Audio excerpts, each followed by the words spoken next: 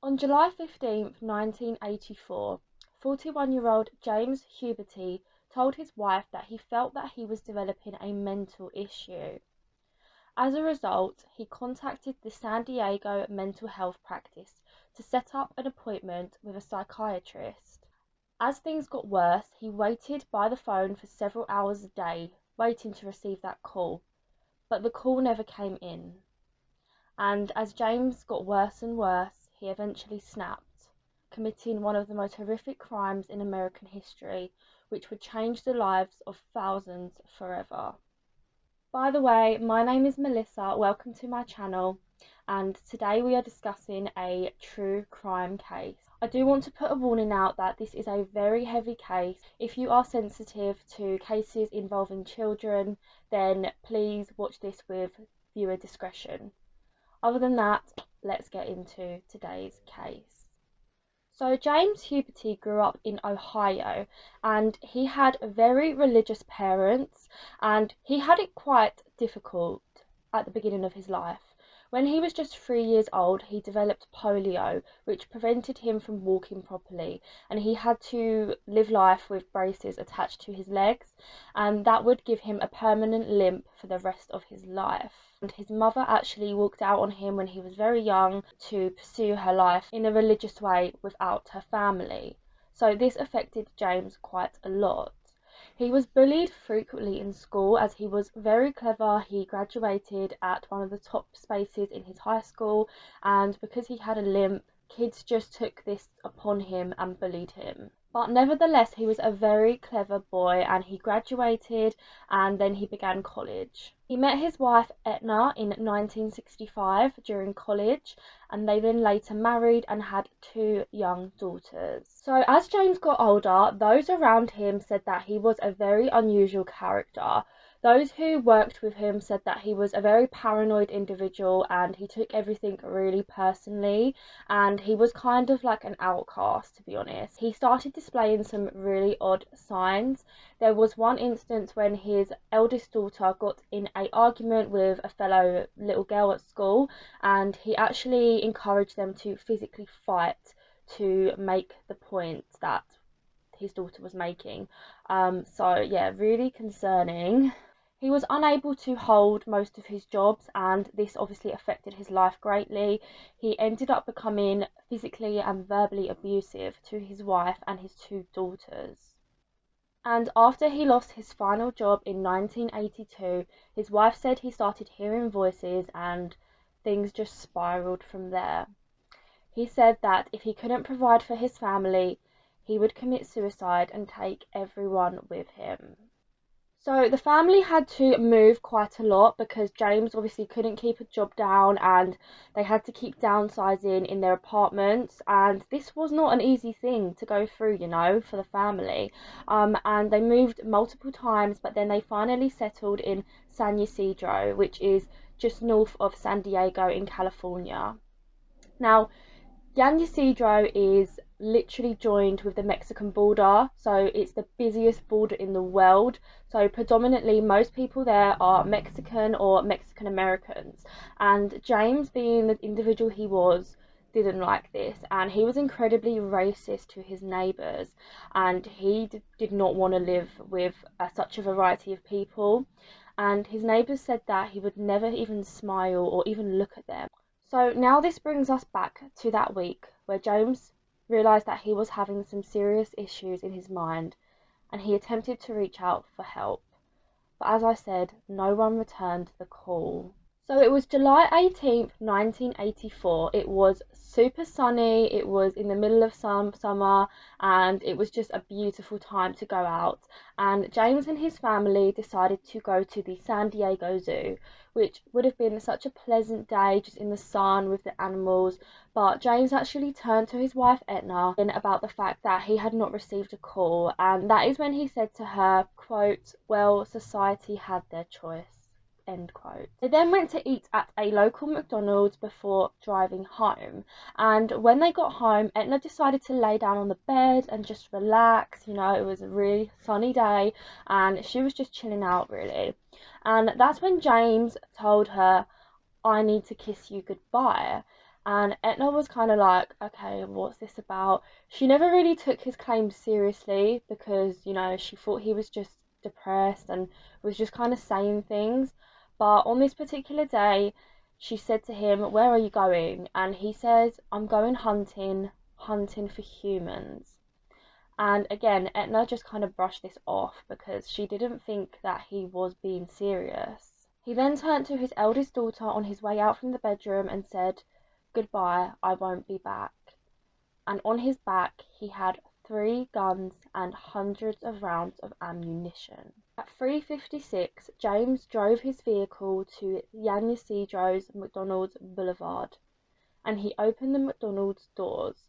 This was a very, very popular McDonald's.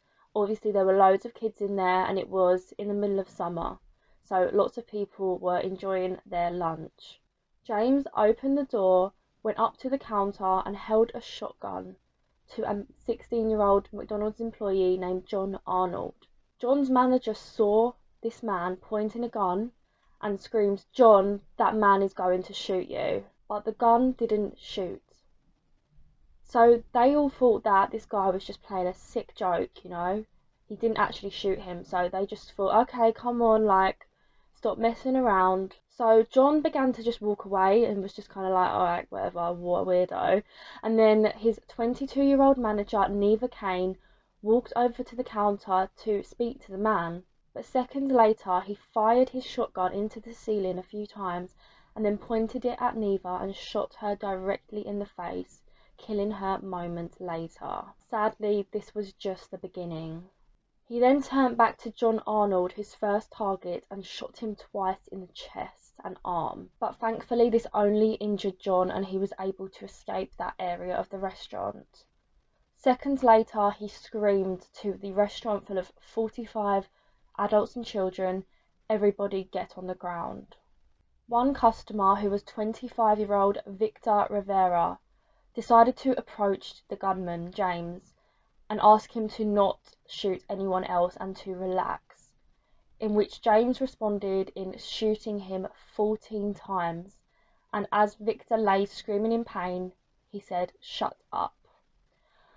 14 times, you know, the anger that he had inside him is just terrifying. At this point, everyone's just in complete terror. The survival mode is kicking in. You've got people hiding under the booths. Everyone was just literally scramming in the corners, laying on top of their family members, and it was just an absolutely terrifying situation. I can't even imagine. He then turned his attention to a table of 6 women and children. They were all huddling each other to protect themselves from the gunshots, but he actually shot 2 women, Maria and Claudia, who were 19 and 9, who were sisters. He was just non-stop shooting. He shot the other women in the chest, in the cheeks, in the hands and the arms, and then he turned his sights onto an 18-year-old woman named Jackie, who was actually pregnant, and she had her 8-month-old son who was next to her, and she was shielding her son. He shot the pregnant woman 48 times. Her 8-year-old son was screaming, and he turned his attention to him and shot the baby in the back. So just quickly, I just want to say, I really want to say every single victim's name as much as possible, because they all deserve to be heard and remembered, but there's just so many people involved that it's really difficult for me to remember every single name. So I do just want to apologise, but I will try and include as many as I can. Next, there was a table of 4, a mum, a dad, and their son Mateo, who was 11 years old, and joined with them was Keith Thomas, Mateo's 12-year-old friend. And this story is absolutely heartbreaking, as they all are. The parents leaped over the boys to protect them, even Keith, who was not their son. James viciously started to shoot at them, but when he actually shot the father about 4 times, he amazingly survived. He also shot at Keith Thomas, the 12-year-old, hitting him 5 times in the chest and arms, but he also survived. Amazingly, Keith was not even injured that much. Where he shot him, he must have missed like the main arteries, and he was injured, but none of them were very serious. As well as shooting the dad in the stomach, he still survived. However, he then shot the woman and her son Matteo, and they both sadly died at the scene. But what's amazing is that the father protected his son's friend and they both survived. And I saw a documentary about this, and Keith Thomas basically says that he has survivor's guilt because, his friend's dad was able to save him but not his friend, and he feels really guilty for that. But equally, he's so grateful for his friend's dad for saving him. I mean, what a hero. So 5 minutes into the shooting, people from outside were starting to call the police as there was gunshots, there was loud bangs, there was glass smashing, and this obviously caught their attention. Now, unfortunately, when the police were called, they actually were dispatched to the wrong McDonald's. I know. There was two McDonald's in the same area and they arrived at the wrong one. So this delayed the arrival of the police by about 5 minutes, which doesn't sound like a lot, but could you just imagine if you're one of them people that's hiding in a booth in this restaurant? Them 5 minutes must have felt about 5 hours difference to them. At 4:05, a Mexican couple drove into the drive-through with their baby, and unfortunately, they gained James's attention. He immediately began shooting at the vehicle, and the couple actually got out of the vehicle to attempt to run away, but the woman was holding her baby, who was only 4 months old, and the shooter started shooting at her, and she eventually lost consciousness. She didn't die, but she started to lose consciousness. So she passed the baby to her husband, who had also been shot, and they weren't able to protect their baby. So the husband gave their baby to a stranger. It was a random woman, and said, please take her to a hospital, like, please save her. And he had to do this to give his child that chance to live. Amazingly, they both survived. However, the lady actually lost an eye in the attack, and she still suffers with intense headaches and eye pain today. Thank God, though, that they did survive, and so did their baby. But they were all sent to different hospitals, and they weren't reunited with their baby until 3 weeks after. Can you just imagine?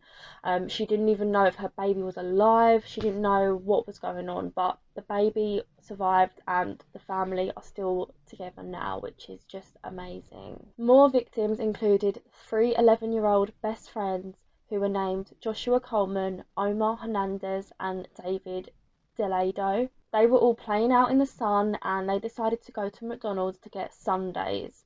And as they approached, they heard someone shout something at them, but they couldn't really work out what it was. So they just decided to ignore it and continue to put their bikes down and go into the restaurant. But sadly, James saw them and began shooting relentlessly at the boys, and they all fell to the ground. Sadly, Omar Hernandez and David Gallardo all died, and Joshua Coleman actually missed the bullet and had to lay down and watch his friends as they were vomiting and crying out. Joshua did survive. He was the only one, and he decided to play dead for over an hour while all this shooting was going on. There's a famous photo of him on his bike on the floor where he's playing dead because he didn't want to risk getting up and saving himself and then losing his life, which is so traumatic for an 11-year-old to have to decide. He then shot an elderly couple, and the woman sadly died, and her husband was screaming at James saying, "What have you done, you bastard?" And he just looked at him and shot him in the back of the head, and he died at the scene also. So you're probably wondering, like, where the hell are the police? What's going on? So as I said, the police were called, but they arrived at the wrong McDonald's first, which was a rookie mistake. But when they did arrive at the scene, I think it was about 15 minutes after the shooting had begun. But when the first call came in, right, this is what we need to understand. So when the call came in to the police department, the person just said that a young child had been shot, and in America there's guns everywhere, so the police didn't actually realise what was going on. They thought, oh, maybe it's been a domestic disturbance and a child's been shot, and then they thought, oh, okay, it's just one shooting. Do you know what I mean? They had no idea that there was a mass shooting going on in this McDonald's, and no one knew until they arrived at the scene, and they were absolutely stunned. Things like this were so uncommon. It's uncommon now, it has happened a lot, sadly, but mass shootings are so uncommon. And at this time in 1984, this was probably one of the first mass shootings that occurred. So they just had no idea what was actually happening. An officer named Miguel was first on site, and he also called for about 175 police officers for backup. So they were going to surround the McDonald's. But there's a lot of backlash on Miguel because obviously they were authorized to shoot James because of the danger he was putting everyone in. But they didn't know if it was one person, if it was two people, if it was five people, if it was 10 people. They couldn't see into this McDonald's, when it's really sunny, you can't see through glass. Like, it's really hard to see, because you've got the glare. There was glass smash everywhere. So he had no idea what was even going on inside. He didn't know if there were hostages. He didn't know if it was 2 gunmen, if it was 3 gunmen. He had no idea. So he actually had a clear shot to shoot James, but he didn't take it. And there's a lot of backlash on this because people think this could have prevented so many more deaths.